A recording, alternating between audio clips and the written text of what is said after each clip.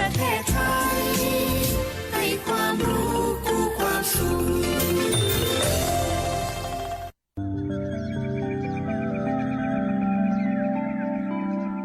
สถานีวิทยุกระจายเสียงแห่งประเทศไทยจังหวัดลำปาง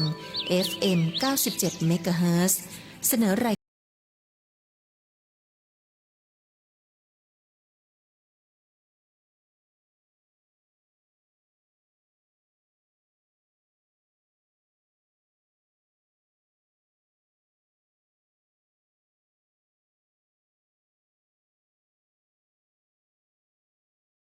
ปานาติปาตาเวรมณีอทินนาทานาเวรมณีกาเมมุสาสุราเม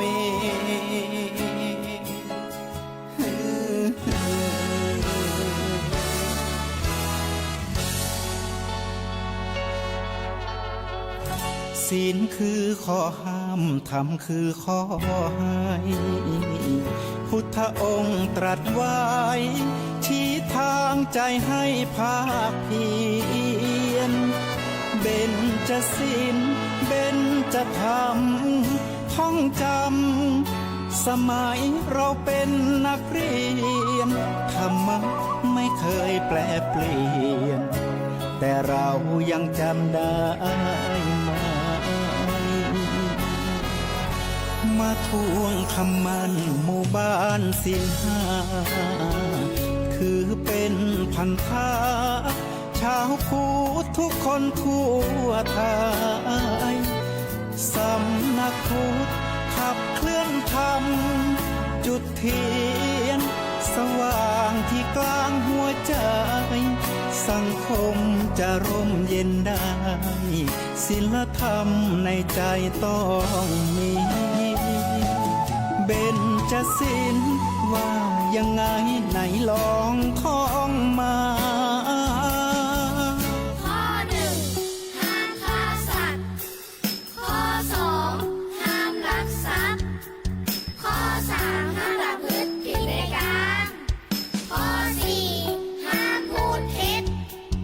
ข้อห้าห้ามดื่มสุราแล้วเบญจะทำทั้งห้าว่าอย่างไรไหนบอกชัดๆอีกทีข้อหนึ่งเมตตากรุณาข้อสองสัมมาอาชีพข้อสามกามสังวรข้อสี่ต้องมีสัจจะข้อห้าสติสัมปชัญญะศีลห้าข้อทำห้าข้อทำใจทำได้สักข้อหรือยังมีศีลสุขล้ำมีธรรมสุขใจวอนพี่น้องไทยช่วยกันใส่ใจจริงจังยุคสมัยสื่อออนไลน์ทั้งโทษโจมตีใจเราทุกทางมีศีลมีธรรมเคียงข้างชีวิตพบทาง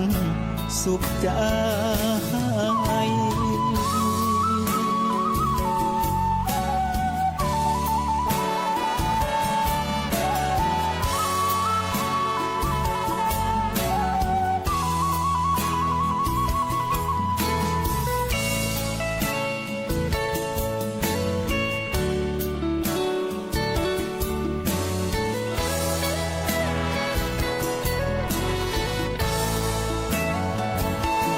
เบญจศีลว่ายังไงไหนลองท่องมาข้อหนึ่งห้ามฆ่าสัตว์ข้อสองห้ามลักทรัพย์ข้อสามห้ามประพฤติผิดในกามข้อสี่ห้ามพูดเท็จข้อห้าห้ามดื่มสุราแล้วเบญจะทำทั้งห้าว่าอย่างไรไหนบอกชัดๆอีกทีข้อหนึ่งเมตตากรุ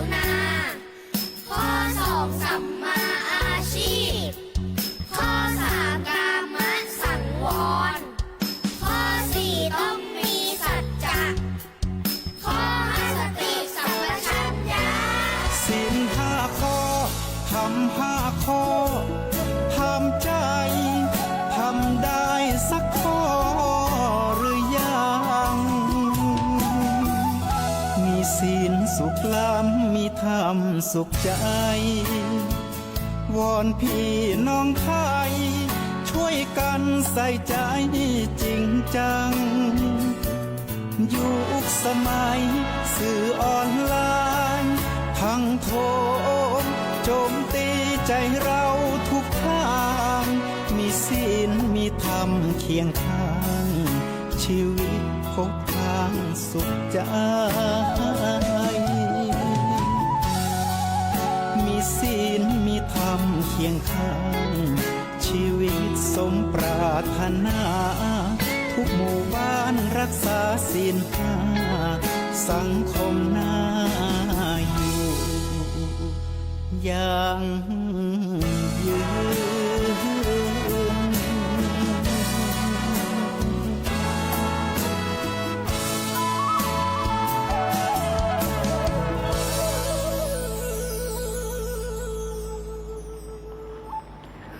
น้ำหนองห้องปุจุแห่งจุหนเกิดมาเป็นคนปากันทวนหน้ากันเสียงฤดูงอกงามเข้ากาเป็นธรรมดาอย่างนั้นแงนพอเมฆฟ้าเป็นลือเป็นจันกำเก่าหนักปั้นปั่นลมวิทยาศาสตร์บ่อาจแก้ปมดินน้ำไฟลมธรรมชาติแต่งสร้างอันหมู่คนเฮาเนี่ยการหับจางต้องหูจักหวานประมาณคิดแปลงห่อย่อเฮือนคือมันถูกติดน้ำลมมีปิดแกว่งไปรุนแรงแก่อ่อนพอตามปัจจัยนะคืดแปลงอันใดห่วงจุ้ยถูกต้องไม่เกิดจากเก่าคัดเก่าแต่งย่องเหตุผลสอดคล้องถึงดีน้ำท่วมน้ำน้องอย่าโศกมองขวีเมตตาจงมีพอกันให้กลุ่มนะพอกันให้กลุ่มก็ขอถวายความเคารพหลวงพ่อเจ้าหน้าจังหวัดลำปางหลวงพ่อรองเจ้าหน้าจังหวัดหลวงพ่อเจ้าหน้าอำเภอหลวงพ่อรองเจ้าหน้าอำเภอหลวงพ่อเจ้าวาดหลวงพ่อเจ้าหน้าตำบลพระสงฆ์องค์เจ้าพระเนนเถรน้อยทุกรูปทุกตนเนี่ยขอปั่มเปงบารมีในกิจวัตรประจำวันโดยเฉพาะการทำวัดสวดมนต์ยามเจ้าเสียละครั้งมิ่งมังนะคือตุเจ้าพระสงฆ์เขาทำวัดสวดมนต์กันในช่วงตอนเจ้าเทศกาลเข้าภาษาเนี่ยใกล้จะออกภาษาละแหมกี่วันเนี่ยก็จะออกภาษากัน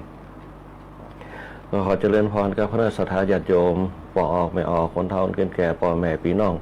ปีป้านาอาทุกคนทุกท่านตัวในช่วงรายการธรรมะยามเจ้าในช่วงตอนเจ้านะตี5จนถึง6 โมงเจ้านะตางคลื่นวิทยุสวทลำปาง FM 97 เมกะเฮิรตซ์กรมประชาสัมพันธ์นะโดยการนำของผมโดยการสถานีคุณเดือนอินตะนะคุณกาญจนาอินทาหัวหน้าฝ่ายรายการนะดีเจทุกคนทุกท่านบอกว่าจะเป็นดีเจก้อยอัชราพรปวงจันทร์ดีเจแอลชุติการเราใช่นะแล้วก็คนบรรหารสุยะนะเจ้าหน้าที่ที่เปิดมาปฏิบัติงานหน้าที่ใหม่แล้วก็ฝ่ายช่างเขาหัวหน้าประสานทีมทองนะคุณแดมเบ็ดนันตาแสงคุณอิทธิพลพวงจันทร์คุณปูพิงพงศิริแสนช่างต่อวัทีร้อยทีอาทิตย์วันณวารีเป็นต้นทั้งหมดนี้ก็เป็นครอบครัวสวทลำปางในยุคปัจจุบันของเราที่จะมาขับเคลื่อนรายการต่างๆที่จะมาขับเคลื่อนเนื้อหาสาระต่างๆคือกับคณะสัตยาติโยมทั้งหลายโดยเฉพาะภาครัฐนะกับภาคเอกชนที่จะได้นำเอาข้อมูลข่าวสารต่างๆมามาจามาเผยแพร่ให้กับคณะสัตยาติโยมหลายได้หู้ได้ก่อได้รับทราบรวมไปถึงเหตุการณ์บ้านเมืองเหตุการณ์ภัยธรรมชาติต่างๆนะที่ควรจะแจ้งเขาได้รับหู้รับทราบพร้อมกับสร้างความสัมพันธ์ชนรวมกันอันนี้ก็คือสื่อกลางที่เรามีอยู่แล้วก็กระจายเสียงไปให้กับคณะสัตยาติโยมทั้งหลายตั้งแต่อำเภอเมืองของเราไปจนถึง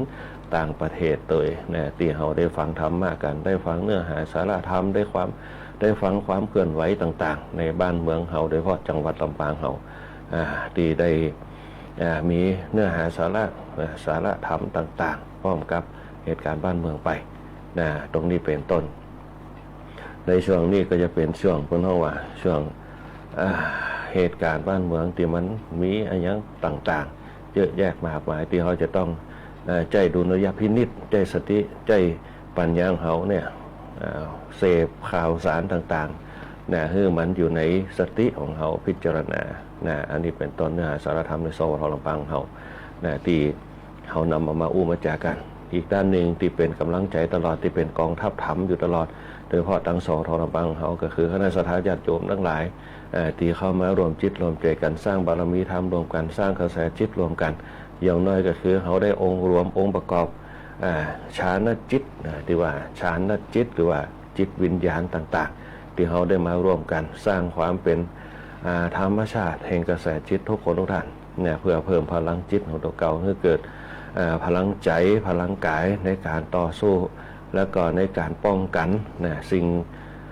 บ่มวนอกบ่มวนใจบ่มวนหูบ่มวนตานะที่จะเข้ามาสู่จิตสู่ใจสู่กายของเขานะปกป้องบ่ให้มันเข้ามากำกายเขาสลัดออกจากสิ่งต่างๆที่มันเป็นปัญหาที่เขาบัดต้องการเข้ามาสู่จิตของเขาโดยเพราะทุนแห่งการทำบุญทุนแห่งการเป็นพลังปัญญาของเขา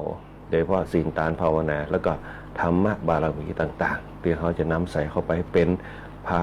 เป็นพลังงานก็ได้นะที่เป็นต้นทุนเขานะที่จะเป็นภูมิคุ้มกันนะสิ่งที่จะเข้ามา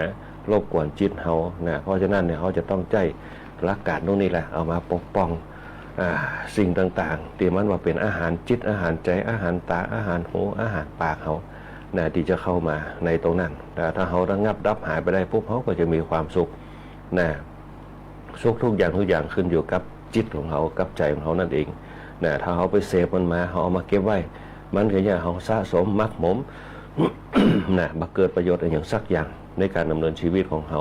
เพราะนั้นเขาจะต้องเก็บมาอย่างบางสิ่งบางอย่างที่มันเป็นประโยชน์นะที่มันเป็นโทษที่มันก่อนจิตก่อนใจเขาจะบอกเอาเข้ามาสู่จิตของเขาจิตตังทันตังสู่ขาวหังจิตที่ฝึกดีแล้วนำความสุขมาให้คนเขาถ้าจิตมันดีปุ๊บเนี่ยมันจะมีความคิดที่ดีมันจะหู้จักตัวเก่ามันจะหู้จักเหตุปัจจัยที่มันจะเกิดขึ้นเบื้องหน้าจะเอามาสู่จิตของเขาก็นะคนเขาเนี่ยถ้าเขาเอามาเก็บไว้มันก็เป็นปัญหาถ้าเขามาแก้ไขนะเพราะฉะนั้นเขาจะต้องสิ่งต่างๆที่ปัจจัยตัวเขาบ่เกี่ยวข้องกับตัวเขา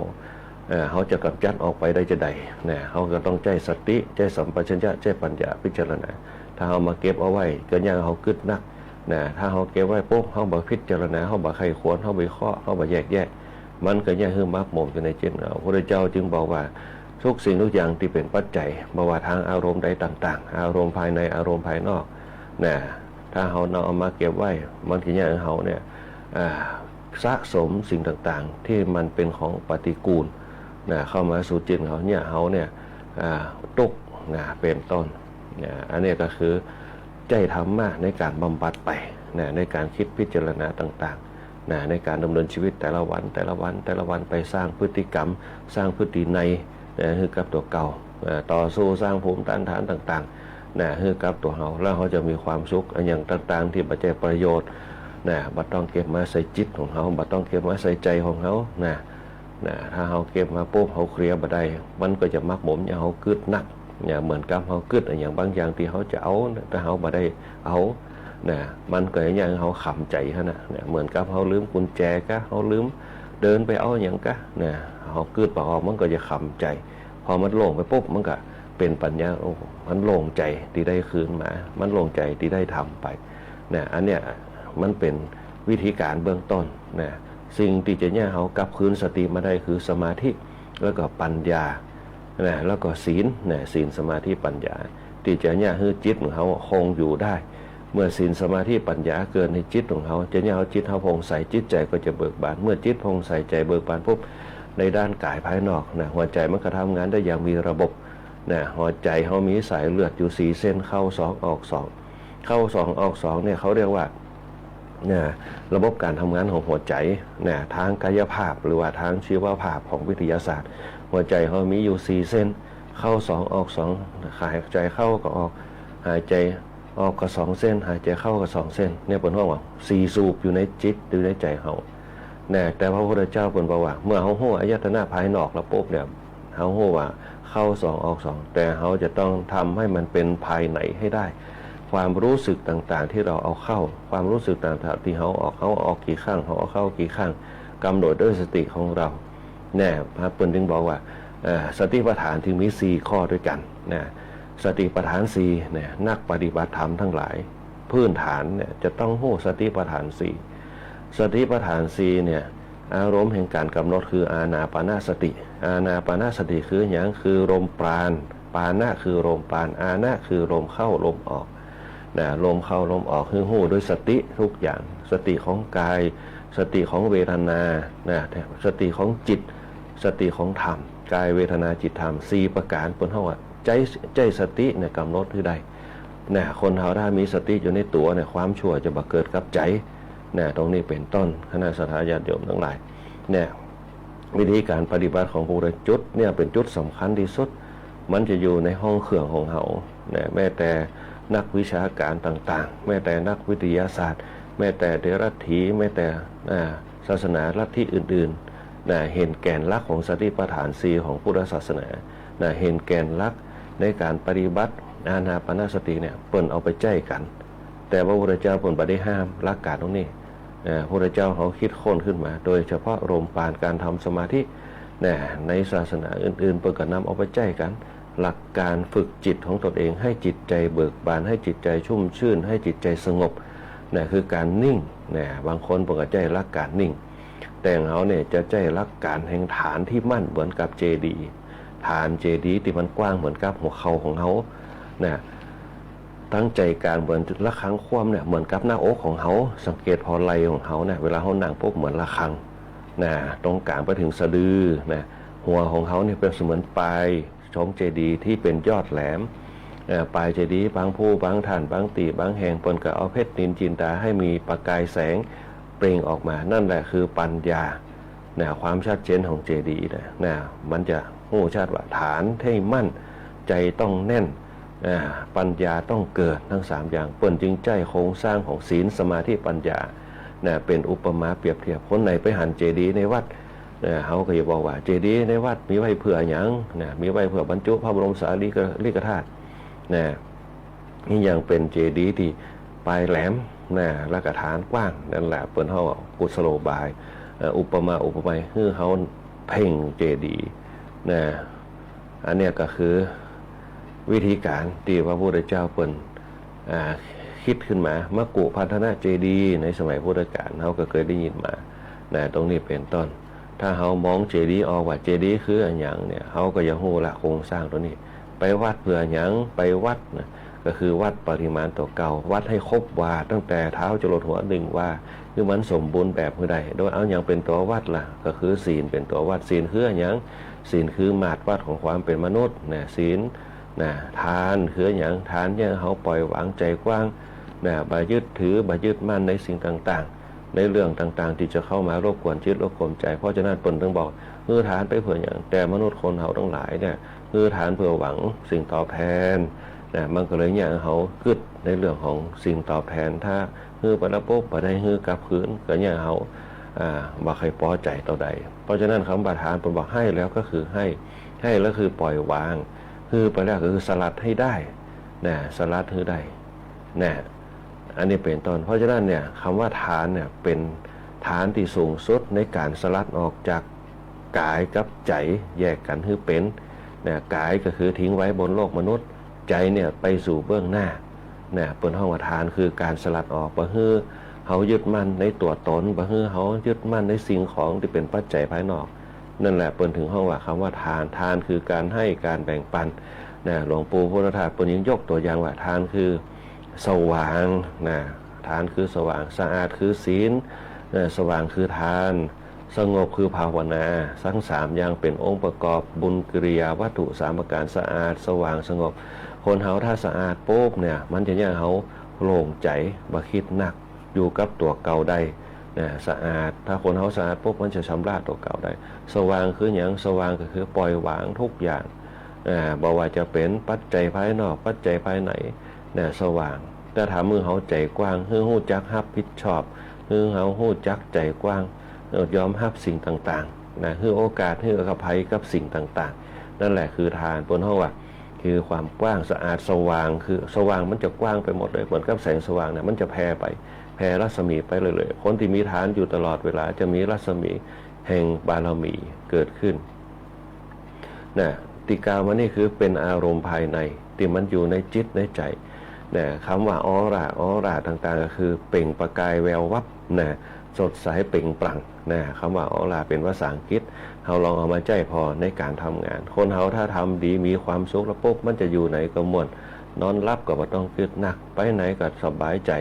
นะบ่ต้องกังวลอะไรอย่างนะอันนี้คือหลักการของศีลทานภาวนาเปิ้นเฮาว่าสะอาดสว่างสภาวนาก็คือความสงบความสงบก็คือความนิ่งเนี่ยความมีสติอยู่กับตัวไปที่ไหนปุ๊บไม่ประมาทระมัดระวังตลอดเวลานะระมัดระวังในจิตระมัดระวังในใจระมัดระวังในกายนะระมัดระวังในวาจาเนี่ยเปิ้นเฮาว่าสงบนะเปิ้นเฮาว่าถ้าคนเฮาสงบมันจะระมัดระวังเพราะฉะนั้นคำว่าปุณกริยาวัตถุ3ศีลทานนะมันจะเป็นวงจรชีวิตเพื่อเป็นกงจักรกงหนึ่งที่ป้องกันพยันตรายต่างๆป้องกันความกิเลสทั้งหลายที่จะเข้ามากระทบจิตของเขาเป็นกงจักรที่คือสิ่งต่างๆเสด็จออกไปบ่คือเข้ามากำกายเนี่ยพระพุทธเจ้าเพิ่นยังบอกอย่าเห็นกงจักรเป็นดอกบัวนะครับว่ากงจักรตรงนี้แหละจะเป็นตัวกำจัดสิ่งต่างๆเนี่ยกงจักรเป็นดอกบัวคือกงจักรภายนอกนะเพราะกงจักรบางอย่างเนี่ยมันอาจจะบาดเฮาได้นะตรงเนี้ยเป็นต้นเพราะฉะนั้นเนี่ยคนที่ศึกษาธรรมะเนี่ยจะชนะอาธรรมอยู่ตลอดเวลานะตรงนี้เป็นต้นเนี่ยคือการสร้างเปิ้นเฮาว่าสร้างพลังภายในให้กับตัวเก่าตามโครงสร้างในทางพระพุทธศาสนาของเฮาเนี่ยคณะสัตยาญาติโยมหลายในช่วงนี้ก็จะเป็นช่วงเปิ้นเฮาว่าช่วงฤดูฝนนะฤดูฝนต่างบ้านต่างจองเฮาก็จะมีน้ำลากกันขึ้นมาแหมนะน้ำตาน้ำน้องก็เปิ้นเฮาว่ากลับขึ้นมาแหมโดยเฉพาะฝนตกเฮาก็ต้องว่าไปตามธรรมชาติมันเป็นไปจะตามวิถีชีวิตในการดำเนินชีวิตของคนเฮาทั้งหลายมนุษย์คนเฮายิ่งเกิดขึ้นมานักขึ้นต่อใดโป๊กเนี่ยโลกมันก็จะมีวิธีการจัดการมวลมนุษย์ทั้งหลายขึ้นมาเมื่อคนเฮาอยู่กันนักขึ้นมันก็เป็นวัฏจักรชีวิตเป็นวงจรชีวิตการอยู่การกินบางคนก็ปฏิบัติดีบางคนก็ปฏิบัติบ่ดีบางคนปฏิบัติดีก็ฮู้จักระเบียบวินัยบางคนปฏิบัติบ่ดีก็บ่ฮู้จักระเบียบในกินทิ้งกินขว้างอย่างสกปรกกับพื้นดินมันก็ก่อเกิดเชื้อแบคทีเรียต่างๆเนี่ยอย่างพฤติกรรมต่างๆในสังคมโลกเขามันก็เปลี่ยนแปลงไปจากโลกเป็นธรรมชาติสมดุลกันมันพัฒนาขึ้นมาก็เป็นโลกฮอดขึ้นมามนุษย์คนเราไหนก็มีสติสมองมันพัฒนาขึ้นมาความพัฒนาตรงนั้นมันก็ความเสื่อมเกิดขึ้นยิ่งพัฒนาเร็วเท่าใดความเสื่อมก็นักขึ้นต่ออันนี้เป็นต้นมันก็โลกเขาเปลี่ยนแปลงไปตามยุคตามสมัยจากต้นไม้ก็จะเป็นบ่มีต้นไม้เป็นต้นถ้าคนเขามีจิตสำนึกในการพัฒนาธรรมชาติคนเขาอยู่กับธรรมชาติอยู่กู่กับเขาเพราะฉะนั้นเนี่ยธรรมชาติจึงมีประโยชน์กับตัวเขาถ้าธรรมชาติทั้ง4อย่างมันบ่มีมนุษย์คนเขาก็จะบ่มีในโลกนี้ธาตุดินธาตุน้ำธาตุลมธาตุไฟถ้ามันบ่มีอันใดอันหนึ่งมันก็ขาดสูญไปถ้าบ่มีธาตุดินเขาก็ลอยอยู่บนอากาศปลูกข้าวปลูกน้ำก็บ่ได้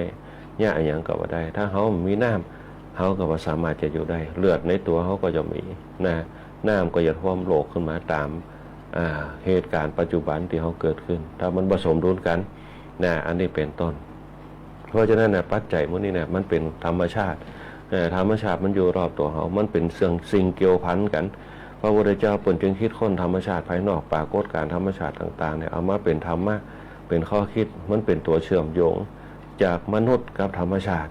ธรรมะเป็นข้อต่างๆเป็นตัวเชื่อมโยงคนเขารู้จักสำนึกในธรรมชาติอยู่กับธรรมชาติให้ได้ เพราะฉะนั้นเขาจะต้องรู้จักธรรมชาติแล้วเขาจะต้องรู้จักวิธีการสร้างธรรมชาติภายนอกกับธรรมชาติภายในกับตัวเขามันสัมพันธ์กันได้ผลของธรรมะก็คือวิธีการที่เป็นประโยชน์สร้างความสัมพันธ์กันเหมือนกับเขามีความสัมพันธ์กับพ่อแม่ลูกต่างกับสัตว์เดรัจฉานทั้งหลายที่มีลูกที่มีพ่อบ่ฮู้จักกันเพราะเขามีความสัมพันธ์ในหลักการแห่งธรรมชาติมีความคิดมีสัมปัญญะมีความคิดสัมพันธ์กันว่าอันนี้คือพ่ออันนี้คือแม่อันนี้คือลูกเขามีความคิดดีๆมีสติมีความระลึกได้มีสัมปัญญะความรู้ตัวมีปัญญาเพราะฉะนั้นมนุษย์จึง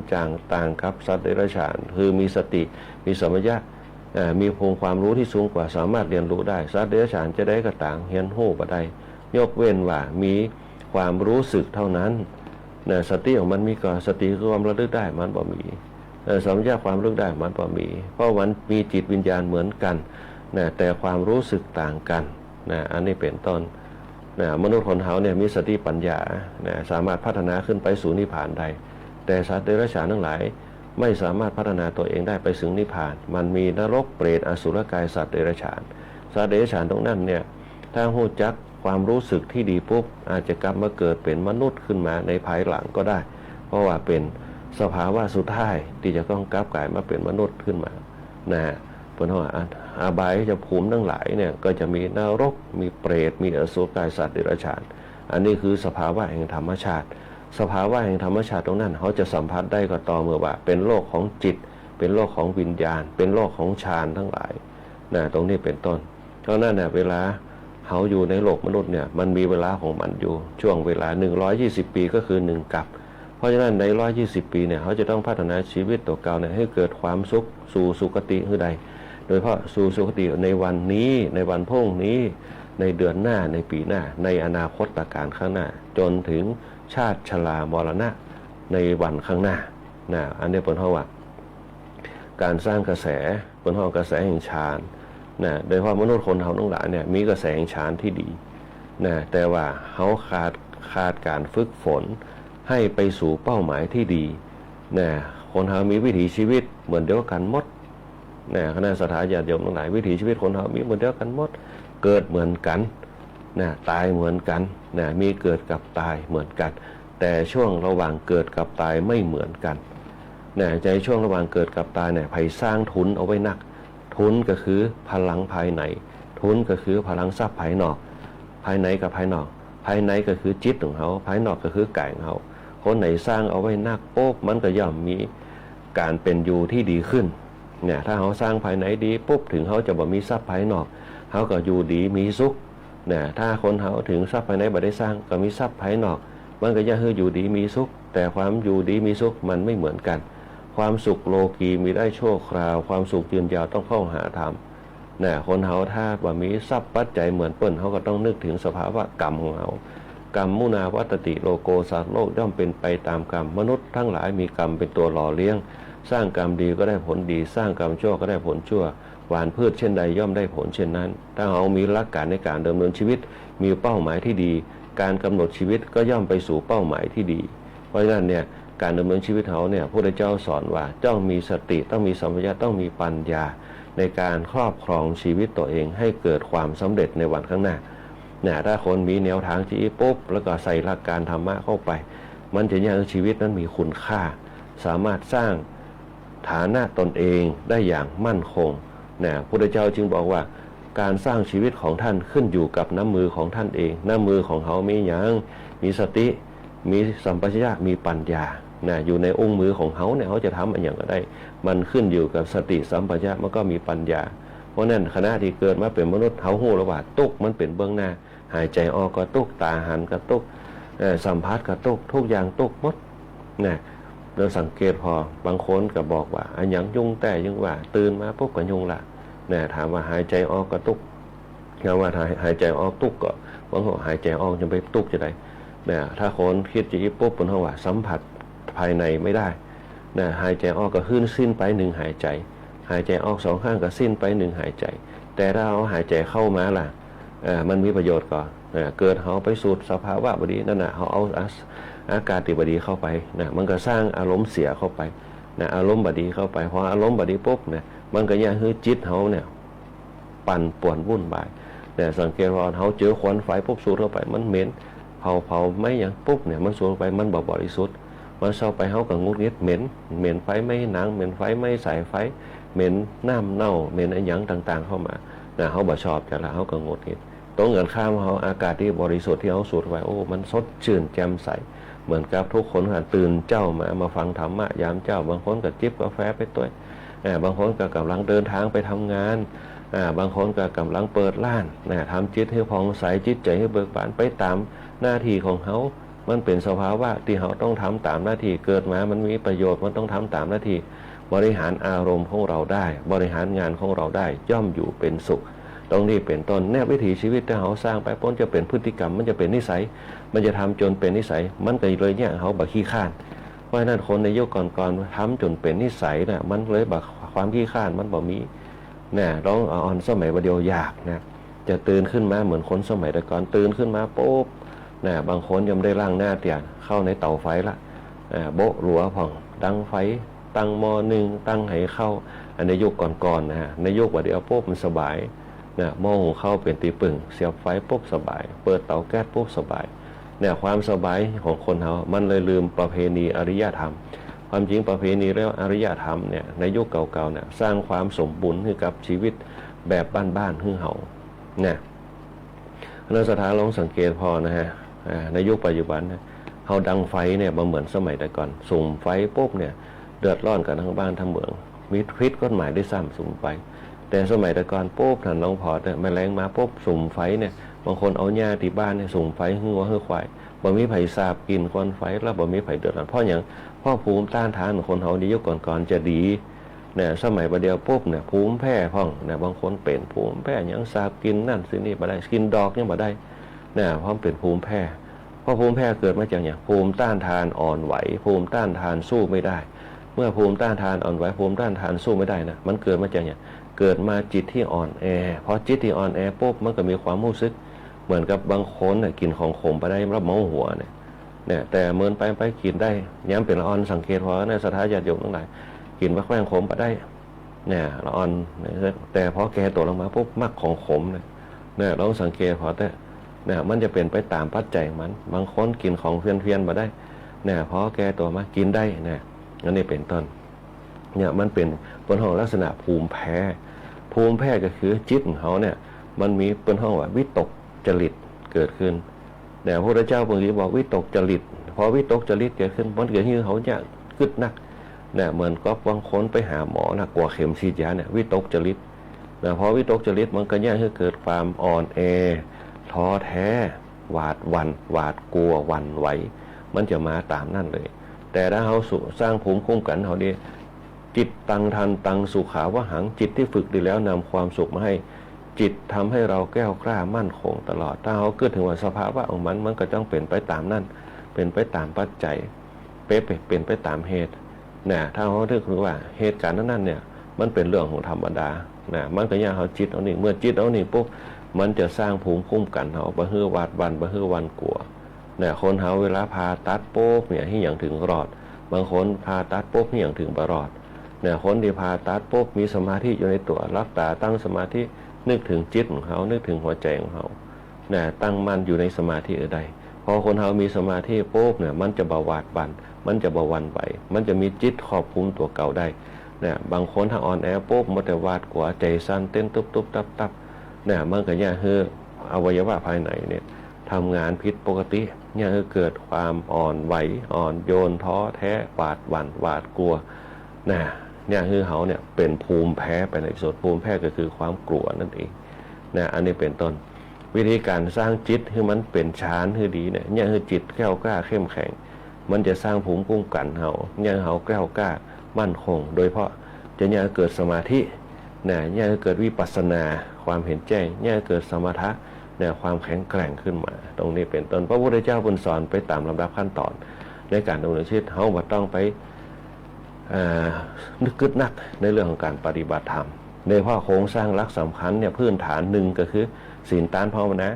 โลดแล่นไปให้ได้กับ3ตัวนี้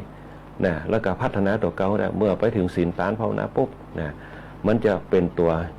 เนี่ยคืออิริยาบถทุกอย่างเขานิ่มนวลแล้วก็ไม่หวั่นไหวนี่ก็มันเป็นตัวสำรวจกายกายเขาตัวตั้งแต่กายวาจาใจเนี่ยกายวาจาใจกายเนี่ยเอาตัวอย่างสำรวจก็คือศีลวาจานี่สำรวจคืออย่างน่ะก็คือภาวนาว่าก็คือทานนะวาจาก็คือทานภาวนาก็คือใจเนี่ยพัฒนาไป3ตัวเนี่ยจะเป็นตัวครอบคลุมเขาเนี่ยศีลก็คือการสำรวมกายวาจาใจรายละเอียดมันอยู่หันเนี่ยมันพัฒนาขึ้นไปจนในที่สุดปุ๊บเนี่ยพัฒนาให้มันนิ่งขึ้นเนี่ยให้มันนิ่งขึ้นนะเมื่อกองแรกเนี่ยอันแรกบุญเนี่ยให้เขาสะอาดแล้วปุ๊บเนี่ยแล้วให้เขานิ่งสว่างหมดเนี่ยสะอาดทั้งหมดสว่างทั้งหมดโดยเฉพาะในเรื่องของศีลสมาธิปัญญาพัฒนาขึ้นไปจนถึงสมถะวิปัสสนากรรมฐานแห่งซ้ำสมถะแห่งปอวิปัสสนาแห่งกรรมฐานที่มั่นแห่งความสงบฐานที่มั่นแห่งปัญญา นั่นแหละสิ่งเหล่านี้ทั้ง3ตัวเนี่ยมันจะกระจายออกไปเป็นตัวย่อยเนี่ยเข้าไปถึงเปิดห้องว่าเนี่ยเข้าไปถึงฌานเนี่ยเข้าไปถึงญาณจนถึงนิพพานในที่สุดนั่นเองนะฮะพระนักสัทธาญาติโยมได้วันนี้จะเอาธรรมะมาเผื่อแผ่กับพระนักสัทธาญาติโยมและเพื่อสร้างบารมีคือกับหมู่เฮาทั้งหลายเป็นพลังภายในเป็นกระแสจิตส่งไปหาสภาวะการในโลกปัจจุบันเราที่มีเหตุการณ์ต่างๆเกิดขึ้นโดยเฉพาะที่ผ่านมาก็จะมีเหตุการณ์รถบัสหลอนนักเรียนที่เกิดไฟไหม้ขึ้นมาอันนี้เขาบ่สามารถจะกำหนดได้และเขาบ่สามารถที่จะช่วยอันอย่างได้แต่มีวิธีเดียวก็คือเขาก็ใจกระแสจิตของหมู่เขาทั้งหลายที่เขาได้มาจากศีลทานภาวนาศีลสมาธิปัญญาถึงเขาจะเป็นชนกลุ่มน้อยในกลุ่มการฟังธรรมก็ตามแต่ทุกคนมีกระแสจิตที่ดีมีกระแสฌานที่ดีเพื่อแผ่สิ่งต่างๆเป็นการแผ่เมตตาเป็นการแผ่บุญญาบารมีในการฟังธรรมอย่างเปิ่นดอกว่าเนี่ยแผ่เมตตาไปสัพเพสัตตาเวลาโหนตุสัพเพสัตตาสุขิตาโหนตุสุขีอัตตานังปริหารันตุเพื่อแผ่ไปตามกระแสจิตที่เป็นทักษิณานุปทานกระแสจิตที่เขามุ่งมั่นเพ่งไปคือสิ่งต่างๆบนโลกมนุษย์เขาเนี่ยอยู่เย็นเป็นสุขกันโดยใช้บารมีธรรมบารมีธรรมมาประกอบกับปัญญาเป็นแสงสว่างเนี่ยคือเขาเนี่ยมีฌานและมีญาณที่ดีเพื่อไปหาบุคคลทั้งหลายที่เขาอยากจะให้เขาเป็นสุขแม้แต่ศัตรูของเขาก็ตามที่จะเนี่ยเขาเนี่ยรบกวนจิตรบกวนใจเขาก็แผ่ไปสัพเพสัตตาเวลาโหนตุสัพเพสัตตาสุขิตาโหนตุสุขีอัตตานังปริหารันตุสุดท้ายแล้วปุ๊บตบท้ายด้วยอิทังเมยาตินังโหตุสุขิตาโหนตุยาตโยขอส่วนบุญที่ข้าพเจ้าทั้งหลายได้รักษาศีลก็ตามได้ฮือตานก็ตาม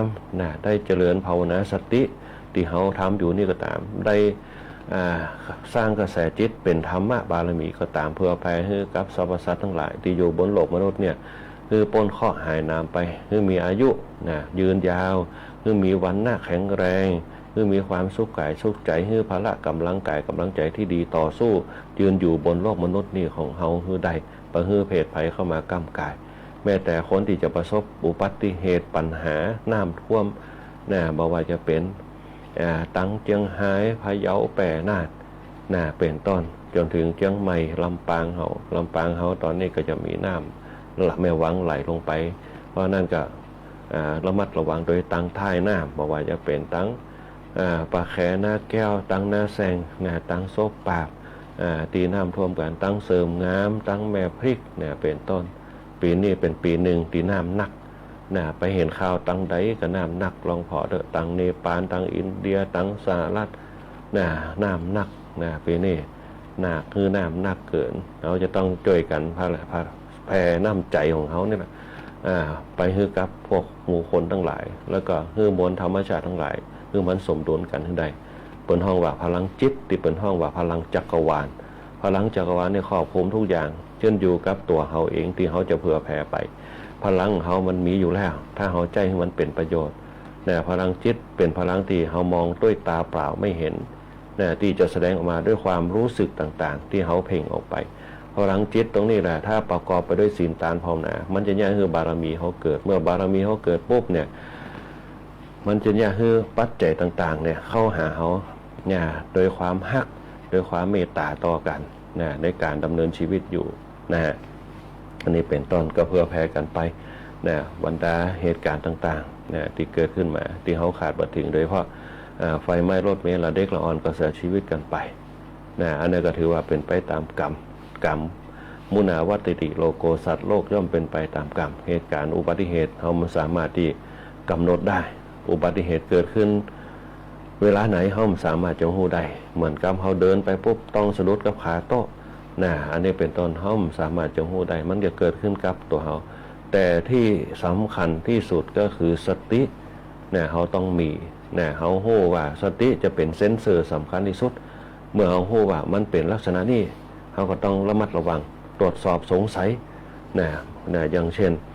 รถเขามันเสียงมันผิดปกติสายพานมันดังกะล้อมันดังกะเขาต้องพิจารณาให้ดีเขาต้องวางดีว่าเกวัดความร้อนมันเป็นจะไดเปิ่นบอกมีสติถ้าคนเขามีสติมีสติก่อนสตาร์ท เขาขยับรถให้ดีสตาร์ทรถก็ต้องพังเข้าไปในรถสตาร์ทเดี๋ยวเปิดไว้หันก่อนเกิดมาบุ้มบ้ามขึ้นมามันจะได้โดดออกมาได้ พอรถสมัยประเดี๋ยวปุ๊บทำเป็นอย่างขึ้นมามันล็อกรถไฟฟ้ามันเหมือนรถสมัยแต่ก่อนเพราะนั้นต้องระมัดระวังนะสตินะต้องมีให้ได้ต้องมีสติตื่นเจ้ามาก็มีสติปุ๊บเนี่ยต้องระมัดระวังนะลงจากเตียงมาปุ๊บก็ต้องระมัดระวังบางคนหัวเน่าแก่ปุ๊บลงจากเตียงมาคล้องแข้งคล้องใส่คล้องผ้าห่มพ่องนะอันตรายต้องมีสติก้อยๆลุกขึ้นมามีสติขอบคุ้มเหมือนกับเขาปฏิบัติธรรมเนี่ยในสถานญาติโยมมาเวลานั่งสมาธิปุ๊บเนี่ยมันมีไผ่ตีปุ๊บปั๊บขึ้นมานะลุกหนอยืนหนอนั่งหนอเนี่ยมีสติอยู่ตลอดเวลาที่อย่างเปิดนึกว่าถึงหนอเพราะว่าสติเนี่ยจะเป็นตัวกำกับอยู่ตลอดนะนั่งหนอยกหนอนะซ้ายหนอขวาหนอมือหนอคว่ำหนอหงายหนอเนี่ยมือก็จะวางบนตักได้ นะมือซ้ายวางปุ๊บแหมป้อเนี่ย มือขวาแหมที่ว่าจ้าเพราะอย่างพ่อเฮือมันมีสติเนี่ยจดจ่อกับความรู้สึกที่เขาทำอยู่เวลาเขานั่งสมาธิปุ๊บเนี่ยอยากนั่งหนออยากนั่งหนออยากนั่งหนอนั่งหนอนั่งหนอนะเขากำหนดท่านั่งพอกำหนดท่านั่งยกหนอยกหนอยกหนอวางหนอวางหนอวางหนอเนี่ยยกซ้ายนะโมซ้ายยกก่อนจิตเขาจะไปสัมผัสกันเนี่ยเป็นให้มีสติอยู่ตลอดเวลาเพื่อเขากำกับเหมือนไปปุ๊บอารมณ์แห่งความรู้สึกมือเขาไปวางบนตักปุ๊บมันสัมผัสกันมีความรู้สึกว่านี่แหละคือการเอาไปวางบนตักเขามีความรู้สึกแสดงว่าสติเขากำหนดได้ชัดเจนมากขึ้นเนี่ยซ้ายวางขวาวางมันจะบอกพัวพันกันนะคนเขาถ้ามันมีสติมันจะพัวพันกันแม้แต่ลิ้นมีอันเดียวยังพัวพันในปากได้เพราะสติเรากำหนดไปได้เขาอู้เร็วเกินไปกะเขาฟังอู้กะเนี่ยมันปากเลยรัวกันไปเนี่ยพอเขาเนี่ยสติควบคุมสติได้ปุ๊บเนี่ยประการแรกหนึ่งอัลไซเมอร์ก็จะบังเกิดกับสติของเขาเนี่ยที่อย่างคณะสัตยาญาติโยมทั้งหลายบางคนที่ศึกษาธรรมะที่คนที่ไปฟังธรรมมีสติอยู่ตลอดเวลาเป็นอัลไซเมอร์เพราะมีสติในการฟังธรรมเพราะมีสติในการเปิดห้องว่าห้าศีลการห้าศีลเนี่ยถามว่าเขาห้าเอาไปใจก็น้อยคนที่เอาไปใจแต่ว่าเรารับกระแสจากสารที่ตู้เจ้าสื่อมาเขาว่าตัวเนี่ยเขามีสมาธิเนี่ยสิ่งต่างๆที่เขาว่าตัวเนี่ยเป็นเสียงคือมันมีอย่างเนี่ยคนเขามีสมาธิเพราะนั่นการสวดมนต์เนี่ยคือเขามีสมาธิสังเกตพอในสถานญาติโยมหลายคนเขาเวลาสวดมนต์ก่อนนอนจะบ่ฝันร้ายนะจะบ่ฝันร้ายแห่งบ่พอพวกกดไหลย้อนก็จะบ่เกิดเพราะอย่างเพราะมันขับลมปานนะสังเกตพอเวลาเขาสวดมนต์ว่าสวดมนต์ไปตัวนะหรืออันก็กินน้ำก่อนนอนกินน้ำก่อนนอนยังสู้สวดมนต์บ่ได้สวดมนต์เนี่ยฝึกลมนะเพราะกดไหลย้อนเกิดมาจากลมนะเวลาเขากินเข้าไปบางคนกินเข้าแล้วเข้านอนเลยเนี่ยเป็นกดไหลย้อนลองฝึกลมปานดูนะวิธีการแก้ฝึกลมปานปุ๊บเนี่ยมันก็ยังเขาเนี่ยควบคุมลมได้ลมในกระเพาะนะลมเคลื่อนเบื้องสูงลมเคลื่อนเบื้องต่ำตีเนี่ยเขาเลอเหม็นเปรี้ยวเริ่มส้มอย่างต่างๆมันมาจากลมสังเกตพอได้เวลาเขาตื่นเจ้าถ้าเป็นกดไหลย้อนมันจะเหมือนกับออกมาเนี่ยสาบกินอาหารอย่างต่างๆอาหารเก่าที่มันกินเข้าไปนั่นน่ะการสวดมนต์ก่อนนอนน่ะหนึ่งสร้างออกซิเจนสู่สมองเนี่ยเขานอนหลับสบายนะสวดมนต์ก่อนนอนนะสวดมนต์เนี่ยเปล่งเสียงไปตัวนั่งกำหนดจิตของเราเปล่งเสียงได้ซ้ำดีนะสวดมนต์ไปตัวนี่แหละคือการเหมือนกับเขาร้องเพลงก่อนนอนนะแต่เขาใจวิธีการคือสร้างการสวดมนต์เนี่ยจิตเขาระลึกไปถึงการสวดมนต์ตรงนั้นเนี่ยมันจะเป็นบทบนห้องว่าบทคาถาต่างๆจิตเขาก็นึกไปในสิ่งที่มันเป็นกุศลเพราะมันเป็นกุศลปุ๊บในสมาธิเขาก็จะมีเนี่ยสติเขาก็จะมาปัญญาคือเขาคือรับด้วยความผาสุกนั่นแหละคือวิธีการสร้างพลังจิตตกเก่าเนี่ยเกิดความนิ่งเนี่ยความสงบเนี่ยการสวดมนต์ก่อนนอนเนี่ยแต่พระสงฆ์องค์เจ้าเหมือนกันเปิ้นสวดมนต์เปิ้นอย่างเปิ้นก็ยังมีสมาธินะขึ้น สังเกตพอ มีสมาธิบ่มีสมาธิเนี่ยเขาจะท่องได้คล่องนะไม่อาจจะบ่ค่อยคล่องนะไม่อาจจะบ่คล่องอาจจะติดขัดพอเมินไปปุ๊บเนี่ยเขาได้ละพอได้ละปุ๊บเนี่ยเขาก็ไวหมอนเนี่ยกราบลงไปปุ๊บการสวดมนต์เนี่ยเขาเกิดลมหายใจเปล่งออกมาหายใจเข้าหายใจออกเนี่ยเป็นกุศโลบายอย่างหนึ่งพอ พอเขาบริหารล้มได้ปุ๊บเนี่ยลั่นก่อนนอนเพราะตอนกลางคืนคนเขาจะหายใจแผ่วเบาบางคนนอนปุ๊บหายใจแผ่วเบาบางคนก็หายใจนักหายใจออกมากกว่าหายใจเข้าคือขนฝึกลมปานของตัวเก่าก่อนนอนในระยะเวลา4 ชั่วโมงถึง6 ชั่วโมงที่เขาจะตื่นบริหารลม1เนี่ยคือหัวใจเขาเนี่ยได้รับออกซิเจน2บางทีหัวใจเขาหัวใจวายก่อนเป็นขณะที่เราหลับอันนี้คือวิธีการบริหารหัวใจบริหารจิตของตัวเก่าอันนี้ก็คือก่อนนอนสังเกตพอในสถานญาติโยมหลายพระพุทธเจ้าคุณสอนไม่อย่างดีนะบางทีทุกเจ้าวิการละโภชนาฉันแมลงเพราะฉันแมลงปุ๊บมันจะคือเป็นกรดเป็นโรคลมและอีกอย่างหนึ่งคือคือเขาฝันก็คือกินแล้วปุ๊บกินอิ่มแล้วปุ๊บกระเพาะมันทำงานเพราะกระเพาะมันทำงานปุ๊บมันก็ยาวเพิ่มฝันไปบางคนก็ละเมอผ่องยังผ่องเป็นต้นมันก็ยังเขาเกิดเป็นนิสัยไปบางคนก็บอกว่าพอคืนนี้มาได้กินข้าวอย่างนี้อย่างถึงฝันบางคนก็มีคำถามมาเหมือนกันอย่างเราแกเวลาไปเตะไปจะถามกระเพาะมันเป็นนิสัยที่เขาเคยเพิ่มฝันอยู่ตลอดเขากินอาหารปุ๊บวันมันก็ติดนิสัยมันเป็นนิสัยเหมือนเขาติดนิสัยนอนตะแคงบางคนเคยนอนตะแคงขวาตลอดนอนตะแคงขวานอนตะแคงขวานอนตะแคงขวาปุ๊บกรดไหลย้อนก็จะมาเกิดละเพราะอย่างเพราะกระเพาะมันหงายขั้วกระเพาะทั้งสองขั้วมันจะหงายขึ้นแต่ถ้าไปทางซ้ายปุ๊บขั้วกระเพาะมันจะคว่ำลงพอคว่ำลงปุ๊บลิ้นพิษเปิดอาหารมันก็หย่อนไปมันคือกรดไหลออกมาเพราะเขาหายใจขนปุ๊บมันก็ดูดขึ้นมาหายใจสังเกตพอคอมันจะหายใจออกข้อฝีเขาทำมาปุ๊บมันก็ยังกดไหลย้อนขึ้นมาถึงหน้าอกแสบห้อนมาถึงหน้าอกปุ๊บมาถึงคอพอมาถึงคอปุ๊บถ้าโจกดีไปปุ๊บมันแบบไปอุดหลอดลมมันก็เป็นอย่างแต่ถ้ามันดึงอาหารเป็นชิ้นมาอุดหลอดลมก็ยังเขาเสียชีวิตไปได้ง่ายๆอันนี้แหละคืออันตรายเพราะฉะนั้นวิธีการบริหารที่บนห้องว่าการบริหารอาหารตอนเย็นป้องกันได้หลายอย่างป้องกันเกิดโรคหัวใจป้องกันโรคมะเร็งลำไส้ตัวอันนี้ก็เป็นวิการละโภชนาอันเนี้ยวิธีการแก้ก็เพิ่นคืองดอาหารอีกอย่างนึงคือห้องไม่ได้ทำงานหนักตัววิธีการสร้างพลังภายในคณะสัตยาธิโยมทั้งหลายหลังจากเขาได้วิธีปฏิบัติไปแล้วธรรมะในวันนี้จะอู้ถึงเรื่องวิธีการสร้างความสำเร็จ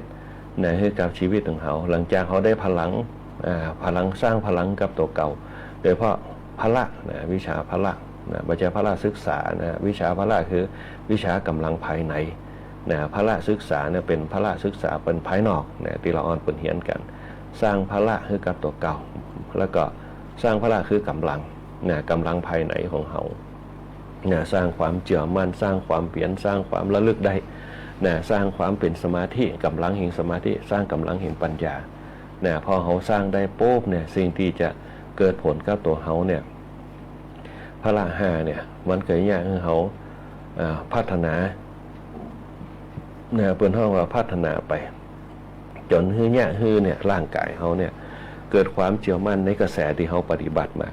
โดยเฉพาะอินทรีย์ห้ามันจะเกิดขึ้นกับตัวเขาโดยเฉพาะจิตอินทรีย์ห้าก็คือสัตทินทรีย์เปรียบเสมือนการหาภาชนะอย่างที่มารองรับเปิดห้องว่าเปรียบเสมือนการหาภาชนะดีๆมาใส่น้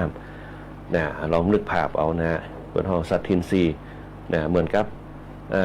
ศรัทธาพระพอเขาได้ศรัทธาพระปุ๊บสัตทินทรีย์ร่างกายเขาจะมีความเชื่อมั่นเหมือนกับเขาฮึกเหิมที่จะทำงาน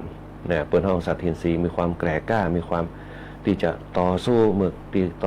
มีความคิดที่จะทำสิ่งเหล่านั้นให้ประสบความสำเร็จเหมือนกับหาภาชนะดีๆมารองรับอย่างต่างๆถ้าภาชนะอ่อนๆมันก็บ้องแบ่งไปอย่างคือน้ำขวาผ่องแต่ภาชนะที่แข็งแกร่งมันจะอย่างคือน้ำมันอยู่ในห้านใดอันนี้คือสัตทินทรีย์เปรียบเสมือนการหาภาชนะดีมาใส่น้ำเหมือนกับจิตของเขาเขาตั้งรักคือดีเพราะมันจะแก้วกล้าวริยินทรีย์ก็คือเหมือนกับการเติมน้ำมันเติมน้ำเข้าไปของเขาก็เหมือนด้วยกันวริยินทรีย์เขาพยายามหาวิธีป้องกันหาวิธีป้องกันสิ่งต่างๆที่จะเข้ามากำกายจิตของเขาบ่คือเข้ามากระทบกับจิตของเขาวิริยินทรีย์คือความเพียรพยายามเมื่อได้ มาเป็นลักษณะนี้มาเป็นลักษณะนี้เขาจะหู้เลยพอเขามีวิธีมีความเพียรคิดพิจารณาสิ่งต่างมันจะอย่างเขาเนี่ยมีไหวพริบปฏิภาณแก้ไขปัญหา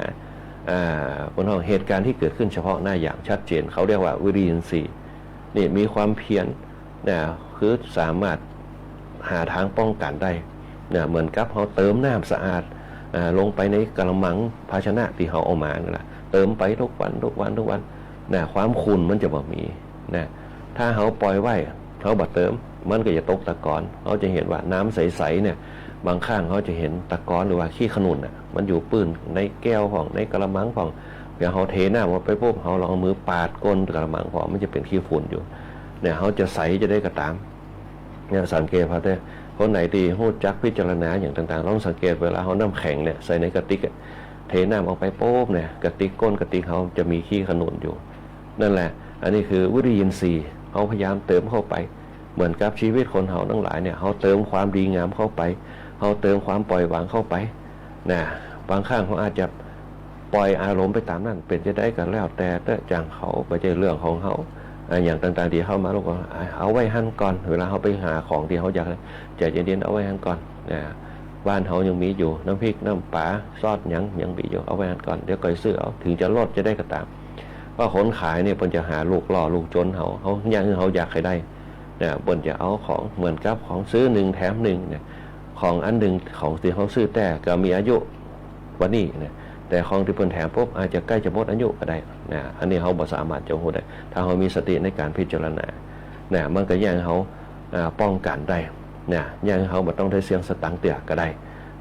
เพราะนั้นเนี่ยเปรียบเสมือนตรงนี้วิริยินทรีย์คือความเพียรนึกคิดถึงสิ่งที่จะมันเกิดขึ้นว่ามันดีหรือบ่ดีเหมือนกับเขาเติมน้ำสะอาดลงไปในกระมัง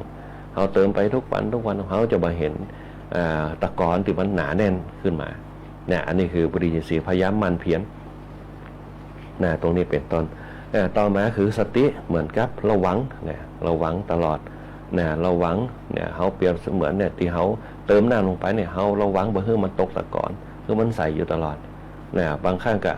ระมัดระวังจนละเอียดปล่อยให้มันตกตะกอนไปโป้งให้มันนอนหนิงหันปุ๊บก่อยๆดูดน้ำใสๆขึ้นมาใจเขาก็ได้น้ำสะอาดมาดื่มขึ้นมาอันนี้เป็นห้องสตินทรีย์เตรียมตัวตั้งสติให้ดีๆระมัดระวังเหมือนกับเหตุการณ์ที่จะเข้ามาเขาเนี่ยมันคนนี้เข้ามาเขาลักษณะจะมาว่าจะมาอู้จะมาเอาเขาจะต้องการอะไรอย่างจ๊ะเขามีสติละพอเขามีสติปุ๊บตั้งข้อสันนิษฐานขึ้นมาใครทำอะไรที่ไหนเมื่อไรตั้งสติขึ้นมาปุ๊บแล้วก็พิจารณาไปใจสมาธิพิจารณาบุคคลนี่จะบุคคลนี่จะมาหาเขาจะเขาต้องการจะสุดท้ายแล้วปุ๊บเขาก็จะรู้ว่าเขาต้องการมาขายของเขาต้องการที่จะมาจุเขาโดยเฉพาะคนเฒ่าแก่เขาจะอยู่บ้านคนเดียวลูกหลานไม่ได้อยู่ตัวคนสมัยเดียวมีลูกหล่อลูกจนนักโอนสตังค์นี่โอนมาเฮ้ก็ได้ง่ายดีอย่างดีมิสเราได้เขาจะถามหมดคือเทคโนโลยีและเทคนิคมันก็จะมีเข้ามาเพราะฉะนั้นถ้าเขามีสมาธิปุ๊บใจเย็นปุ๊บตั้งสติเอาไว้ก่อนเอาไว้หันก่อนเดี๋ยวรอไว้พิจารณากำก่อนเนาะเดี๋ยวเกิดมากันเขาก็ติดต่อไปถามเอานั่นเอานี่เอาเบอร์โทรมาแล้วเดี๋ยวจะติดต่อไปก่อนเดี๋ยวใจเย็นๆก่อนขอเวลาพิจารณาหน่อยหนึ่งบางครั้งสิ่งที่เขามีเขาจะไปปล่อยออกไปง่ายต้องตั้งสติให้ดีอันอย่างก็ตามบางครั้งบนห้องว่าถ้าเขามีดีเขาจะเทียบไปหันก่อนจะไปฟังใจเลี้ยวเตี่ยอันนี้ต้องมีสมาธิให้ดีเมื่อสมาธิดีปุ๊บเขาคิดหน้าคิดหลังให้ดีพอคิดหน้าคิดหลังนี้ค่อยเชื่อใจศรัทธาข้อแรกใจศรัทธาก็เชื่อเขามีสมาธิอยู่แล้วพอสมาธิแล้วปุ๊บเขาก็ไปพิจารณาดูคนนี้เป็นอีเปิ้นมาเขาต้องสืบถามลูกเขาคนรอบข้างเขาถึงจะมั่นใจด้วยปัญญาของเราปัญญาจะเป็นตัวพิจารณาเป็นตัวสุดท้ายนี่เป็นเพราะว่าอินทรีย์5ที่เกิดมาจากพละ5อินทรีย์5มันเกิดปุ๊บมันจะแยกให้เขาทำอย่างไปแล้วปุ๊บทำด้วยความถูกต้องทำด้วยความถูกใจทำไปด้วยความผ่องใสมันจะแยกเกิดความเต็มใจเกิดขึ้นในการดำเนินชีวิตอินทรีย์ก็คือร่างกายเขาแหละที่เขาได้ทำอย่างลงไปพฤติกรรมด้านภายนอกภายในมันจะรวมกันมาตรงนั้นมันจะเป็นตัวคู่กับพละเป็นตัวผลักดันกันสุดท้ายแล้วปุ๊บมันก็จะเกิดเป้าหมายอิทธิบาท4ก็จะเกิดก็จะเกิดขึ้นมาอันนี้มันจะเกิดขึ้นมาตามนั่นเลยตามอินทรีย์ที่เขาได้ทำไปความยินดีที่เขาได้ฮื้อความ การปฏิบัติที่เขาได้ทำเนี่ยความแข็งใจของเขาได้ฮื้อออกไปได้ฮื้ออย่างมีประโยชน์และด้วยความเต็มใจนะด้วยความตั้งใจนะฮะด้วยปัญญาที่เขาพิจารณาไปอินทรีย์แล้วก็อิทธิบาท4เนี่ยมันจะเป็นเครื่องความสำเร็จที่เขาได้ตั้งใจได้ทำลงไปนะตรงนี้เป็นต้นคณะสัตยาญาติโยมทั้งหลายนะอันนี้ก็ได้อู้ไปในเรื่องของการสร้างพลังในการดำเนินชีวิตคือกับคณะสัตยาญาติโยมโดยเฉพาะฐานแห่งความดีแล้วก็พลังแห่งธรรมที่เขาได้นำเอามาใจคือเขาต่อสู้กับสิ่งต่างๆในการดำเนินชีวิตของเขาแต่ละวันโดยเฉพาะอย่าไปประมาทในลมหายใจจะไปประมาทในการกระทำจะไปประมาทในความคิดนะเพราะฉะนั้นเนี่ยต้องควบคุมการกระทำความคิดนะควบคุมจิตของเขาให้ดีแล้วเขาจะมีสมรรถนะในการดำเนินชีวิตให้ยืนยาวและมีความสุขตลอดกาลนานนะวันนี้เถื่อไปดูเวลาเหลือเวลามา5 นาทีคณะสัตยาญาติโยมหลายคิดว่าธรรมะคงจะสรุปให้กับคณะสัตยาญาติโยมหลายได้ฟังกันนำเอาไปเป็นภูมิต้านทานในการดำเนินชีวิตของคณะสัตยาญาติโยมในการดำเนินชีวิตสร้างพลังภายในสร้างบารมีธรรมคือกับคณะสัตยาญาติโยมหลายตัวนะฮะแล้วนี้ก็ขอเจริญพรกับคณะสัตยาญาติโยมที่เข้ามาสร้างบารมีธรรมรวมกันหลายผู้หลายท่านที่เข้ามาสู่ชานะบารมีในการฟังธรรมในวันนี้บอกว่าจะเป็นคุณโยมสรวุฒิคุณโยมแสงเดือนคุณโยมลาวันคุณโยมอัมไพนะคุณโยมมนชนกคุณโยมรสุคนคุณโยมปานอมคุณโยมแม่ฟองคำตัวคุณโยมสมพรคุณโยมอิทธิพลตัวคุณโยมจันทาคุณโยมเอราวัณคุณโยมนพดลคุณโยมศรีพันธ์คุณโยมจันทร์ฟองคุณโยมสง่าคุณโยมมังกรต่างบ้านสารดอนคุณโยมโชคดีมีความสุขคุณโยมแม่เพ็ญศรีตัวต่างบ้านกาดโป่งคุณโยมกัญญาคุณโยมสมาร์ทคุณโยมจันทร์คำคุณโยมพิไรรัตน์ตัวคุณโยมลักษิณาต่างออสเตรเลียเปิดฟังรายการธรรมะยามคุณโยมแม่ถนอมตัวฟังรายการธรรมะยามเจ้าคุณโยมธนชาคุณโยมมาลีคุณโยมพรพิมลคุณโยมคำมวลคุณโยมแม่นวลศรีตัวคุณโยมสมบูรณ์คุณโยมทีบาบิลอนตัวคุณโยมคนไกลบ้านคุณโยมลาตัวคุณโยมดวงพรคุณโยมอารีตัวที่เข้ามาสร้างบารมีธรรมรวมกันในรายการธรรมะยามเจ้าในช่วงตอนเจ้านี่และคุณโยมคุณโยมสมบูรณ์คุณโยมพัชรีคุณโยมอำนาจตัวคุณโยมธนชาคุณโยมเตรียมตาคุณโยมศรีวิไลตัวคุณโยมลักษณะคุณโยมพิไรรัตน์คุณโยมอุษาคุณโยมสมัครคุณโยมจิราพันธ์คุณโยมจันทร์คำคุณโยมจันมณีคุณโยมมุนเทียงคุณโยมโชคดีมีความสุขคุณโยมแม่เพ็ญศรีคุณโยมสง่าคุณโยมเอราวัณคุณโยมสมพรคุณโยมอิทธิพลคุณโยมทองฤทธิ์ตัวถ้าอ่านบัตรโทก็ขออภัยตัวคุณโยมทองฤทธิ์แล้วก็คุณโยมอโศคุณโยมฟองคำคุณโยมสมสายคุณโยมกัญญาคุณโยมกนกกรตัวคุณโยมลาวันคุณโยมสันเสริญตัวคุณโยมรถสุคนคุณโยมมนชนกคุณโยมแสงเดือนคุณโยมสรวุฒิตัวที่เข้ามาร่วมสร้างบารมีธรรมในการรายการธรรมะยามเจ้าคุณโยมสมบูรณ์ตุปีติขามโนพิครูตุปีอภินันโทพิครูพระครูพิทักษ์ปริยานพระครูวิจารณ์บริการทุเจ้าธรรมดาตั้งเสริมงามตัวท่านพระครูวัดตาวิมลตัวท่านพระครูวัดห้วยรอตัวที่ฟังรายการธรรมะยามเจ้าในช่วงตอนเจ้านี้ป้าสุรีตังบ้านตรงหัวจ้างคุณแม่สลวยบ้านแคทริยาโดยพระครูพรธรรมชัยตัวตามบุญบาลัยศิลาทองที่ฟังรายการธรรมะยามเจ้าตะเลยปฏิมตัวคณะสัตยาญาติโยมพระประตูต้นพึ่งปานันทวดีต่างบ้านนางแตนตัวที่ฟังรายการธรรมะยามคุณป้าปีนเพชรตัวต่างบ้านหนองแหวนที่ฟังรายการธรรมะยามเจ้าคณะสัตยาญาติโยมกูคนที่มารวมสร้างบารมีธรรมรวมกันในตอนเจ้านี้ก็ขอให้สมบูรณ์ส่วนทุกส่วนที่คณะสัตยาญาติโยมได้สร้างบารมีธรรมรวมกันจงบังเกิดมีให้กับคณะสัตยาญาติโยมได้มีอายุวันนาสุขาภละปฏิภาณธนสารสมบัติทุกผู้ทุกคนขอให้พลังแห่งบุญทั้งหลายจงบังเกิดมีให้กับคณะสัตยาญาติโยมทุกคนทุกท่านปนข้อหายน้ำทุกอย่างมีโจกมีลาปราบแต่ข้าศึกศัตรูต่างๆคือชีวิตมีความเจริญรุ่งเรืองในภายในวันนี้อาตมาภาพพระคุยบุญปริยัติยากรพร้อมครับช่างเจมอิทธิพลพงษ์จันทร์ก็ขอเจริญพรลากับคณะสัตยาญาติโยมเอาไว้แต่เพียงในโอกาสหน้าก็มาพบปะกันใหม่วันนี้ก็ขอเจริญพรติดตามรับฟังรายการธรรมะยามเช้าได้ใหม่ในวันและเวลาเดียวกันนี้ทางสถานีวิทยุกระจายเสียงแห่งประเทศไทยจังหวัดลำปาง FM 97 เมกะเฮิรตซ์